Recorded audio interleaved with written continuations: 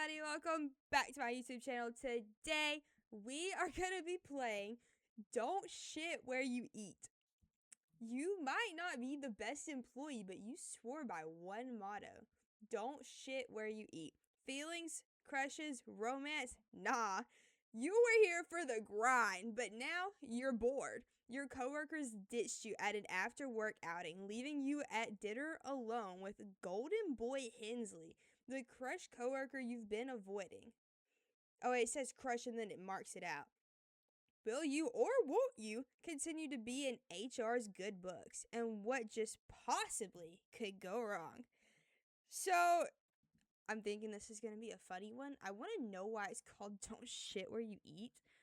It says that there's dumb endings, which I'm really hoping for. I hope we get the dumb ending first. Let's see, where did it say? 3 bad, very dumb ending, 1 good, also very dumb ending. Okay, so we've got, there's not really a good ending, it says, basically. But let's see. I'll see you in a second. So whenever I was recording today, I didn't really feel like in the mood for like a scary game. So I played this one, and then there's another one I played. Because I'm not in the mood for a scary game today. Can you believe that? So this is what we're doing. So instead, we're playing dating simulators. This was the motto you held on to for years. But why? And because of that, you were spared the tears, drama, and heartache of office romance. Oh, it's just saying don't date your coworkers, okay? But oh, you were so bored. As the days blurred together in your cold, apathetic cubicle, you began to wonder, was this all worth it? But Hensley, what is your name?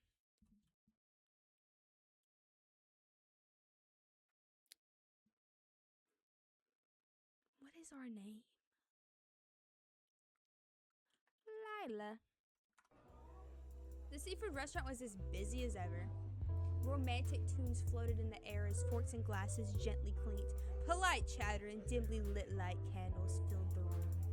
The restaurant's atmosphere made it attractive for formal gatherings, after parties, and couples. None of which are the reason you are here now. Oh, instead you're sitting across Hensley, the coworker you spent copious amounts of effort trying to avoid. Why are his eyes pink? It was supposed to be a fleeting crush, a reason for you to keep going through your monotonous, dreary corporate life. But you found yourself spiraling over his smiles, gestures, and messages. You realized this became more than you bargained for. Oh, and he closes his eyes. Your other coworkers bailed on you. The empty chairs served as a harrowing reminder of your situation. So what did Cole say? I don't know. He said he needed to water his dog. You couldn't even given me, like, a believable excuse. Yeah, I have to water my dog. Hensley just shrugged. Looks like it's just you and me then. Can't wait. Just me and him, like a date. So do we like him or not? It's just an after-work outing, not a date. Okay, so we do like him. We like him, but we're avoiding him? Hensley picks up the menu and begins skimming over for options. After he flips through a few pages, he glances towards you and smiles. That does not look like a smile. Okay, so what do you want for dinner? I don't know. I'm looking at the menu. Oh, what do we want? Oh, well, we're not going to say that. We're, lobster. That does sound, it does, doesn't it? I know. Hensley decided on lobster. Oh, okay. After you both placed your orders, you both continued to sit in silence. Well, we ordered the same thing. You could feel Hensley looking at you expectantly, like he was waiting for you to break the silence. Well, I'm not going to. Anxiety balls up in your stomach. Quick, say something. Safe. No. Okay, fine.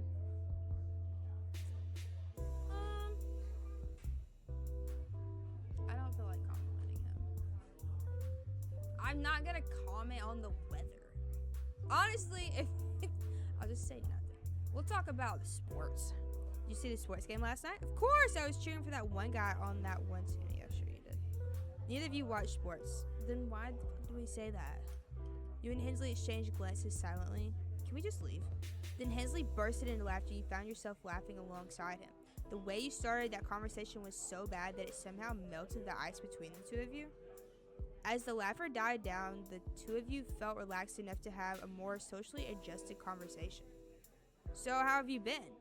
We work together.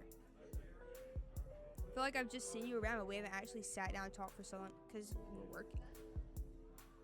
You flinched with guilt. You knew you couldn't answer that question honestly. Probably because I don't want to talk to you.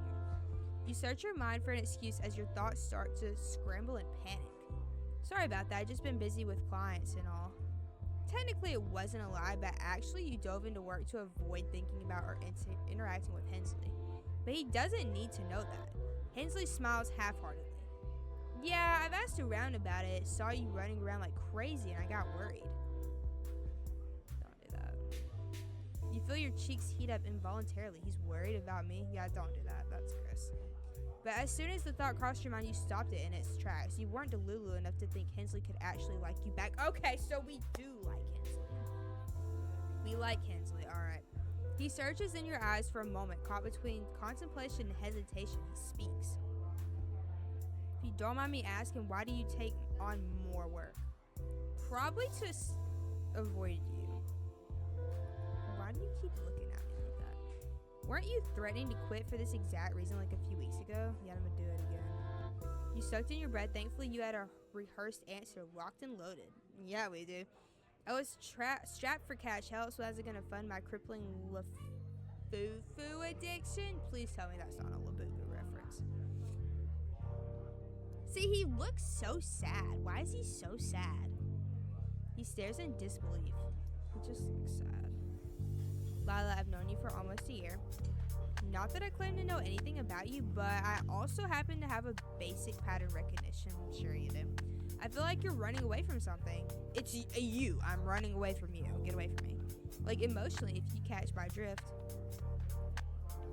It's the excessive blind box gambling, workaholism, general emotional avoidance.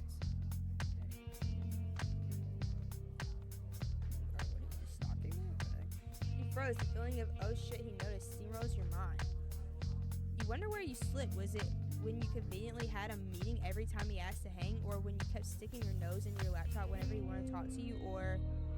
I know that's not any of my business to pry into. It's just that you haven't been answering any of my texts or calls. Oh, that's way too much. Hensley deflates in his seat.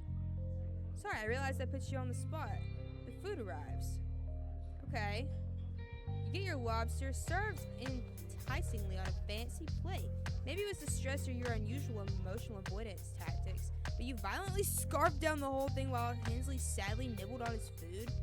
You're full with dread now that you can't use food to avoid conversation. Why is he sad? You could feel the recently digested contents churn anxiously. It was time. You knew you couldn't keep denying this. Not to yourself, not to Hensley. Your heart flutters with determination. You open your mouth before you think. The truth is, Hensley, I've always liked... But the second you laid your eyes on him, the second you realized that what you were doing, your steel resolve melted like aluminum foil in a volcano? A bubbling, burning, sizzling, scary, oh my gosh, anxious, terrifying, dizzying, nausea-inducing, stomach-churning volcano. Your stomach whines with a dull ache. Oh fuck. It was the seafood and the nerves. Hensley looks at you with more concern than usual. He looks the same to me. Lila, are you okay? You look a little pale. You clutch your stomach. Beads of cold sweat ran down from your forehead. We're about to shit. No, wait! You winced through the pain. Hensley, I have to tell you something.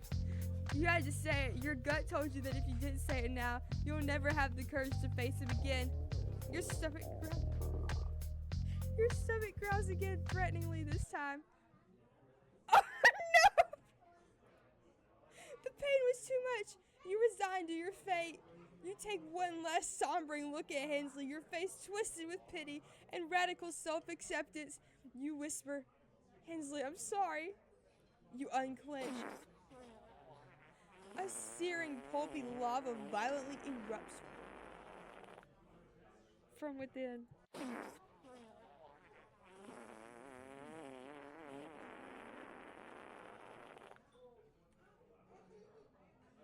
It floods between your cracks, soaks through the fabric, pulls onto one luxurious chair, and cascades onto the floor like a waterfall.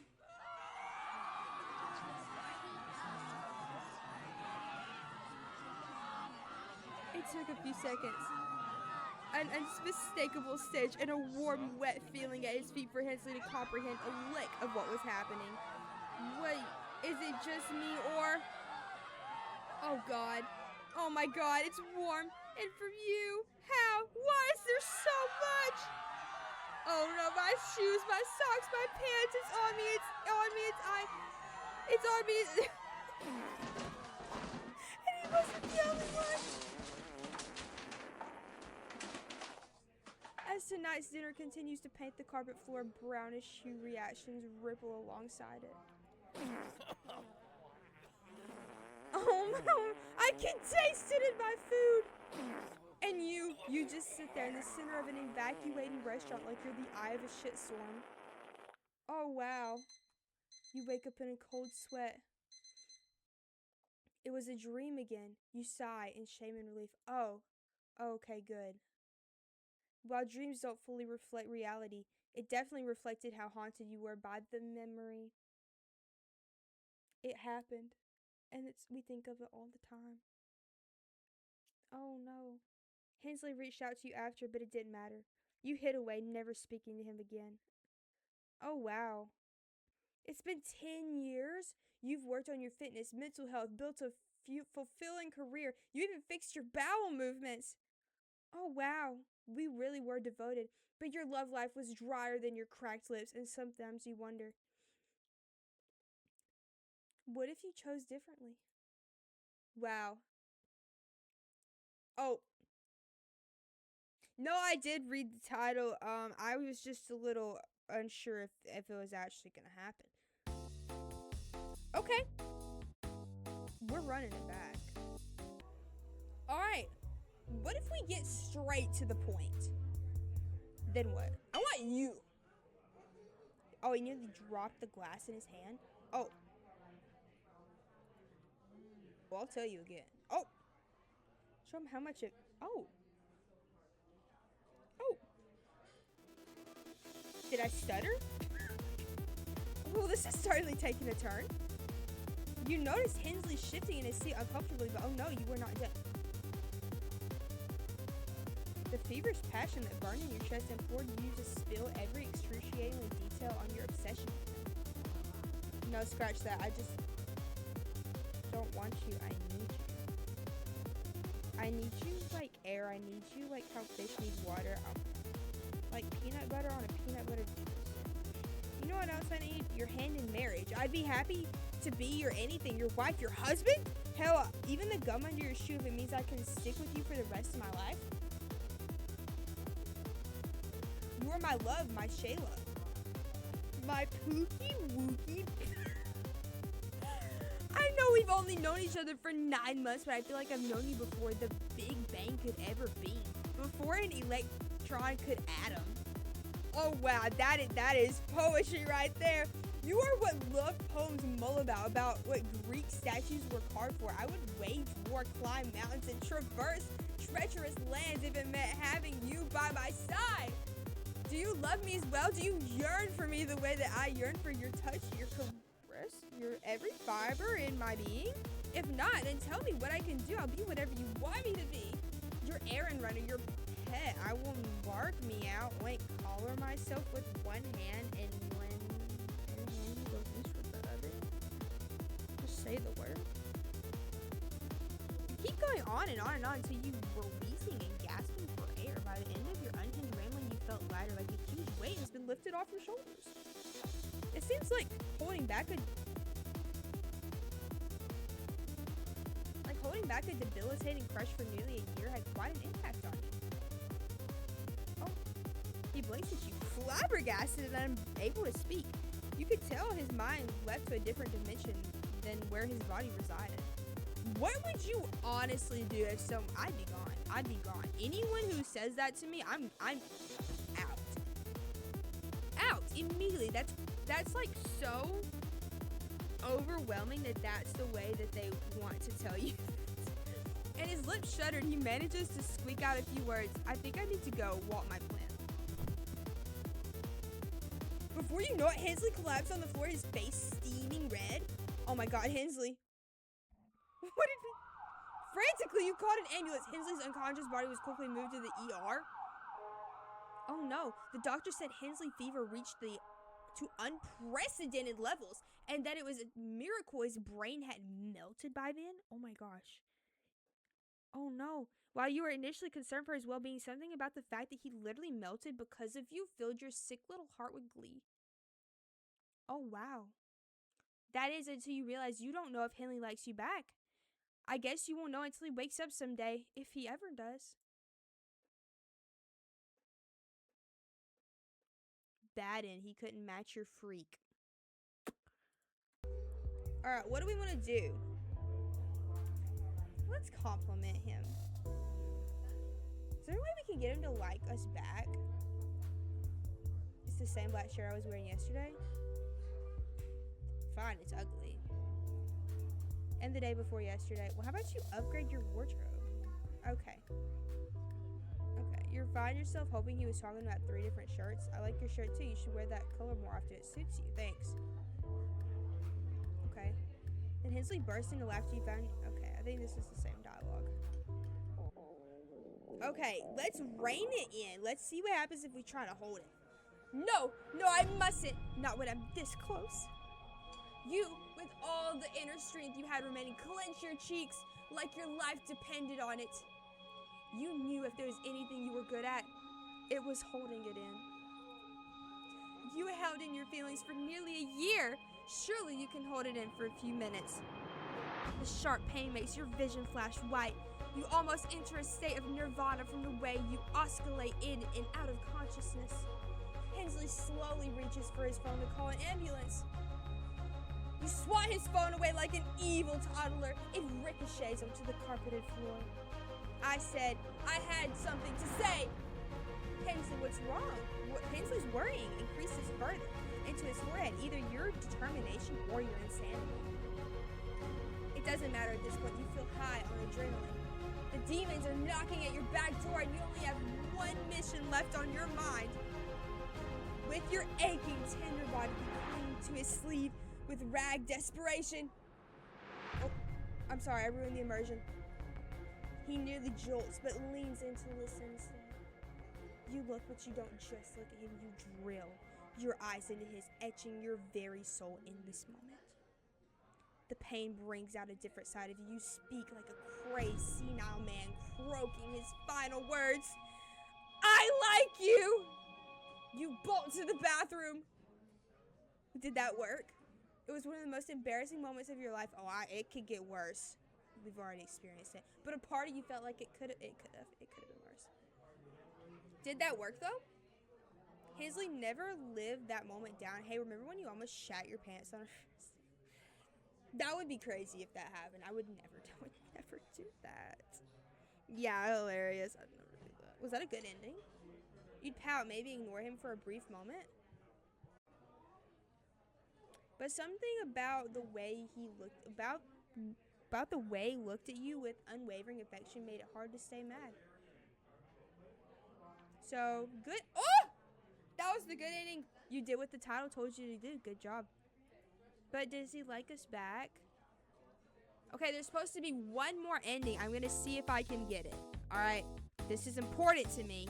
I will be back. And then, okay, what if we just don't say anything? I'll sit here. I don't care. Nothing. Awkward is a state of mind.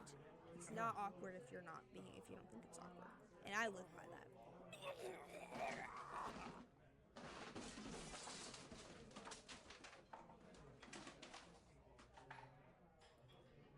Who's that? I kind of like this. This is nice. Oh. You chose to remain silent throughout the whole day, even though you had 3 other dialogue options to choose from. Was that a bad ending? Hensley tried to initiate a conversation, but it was no use. You gaped at him, wide-eyed. Your head was vacant of thoughts or intelligence. That's me. So he gave up. You two ate your food in silence, paid the bill in silence, and coordinated the ride back home in silence. Just the way, I'm just kidding. Not the way I like it. You do realize that this is a dating game, right? Not a mime roleplay? Okay, well, this is... You gave me the option, so I'm gonna pick what I want. Bad ending. Actions speak louder than words, but you didn't get any action or speak words. Okay, I think let's see what happens if we talk about the weather.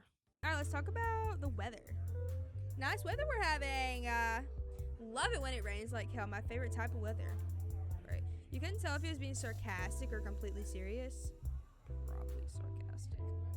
We exchanged glances silently. Then Hensley burst into laughter. You found yourself laughing. Okay. So now that was all the options. What if we... I don't remember. Okay, yeah. So that was something.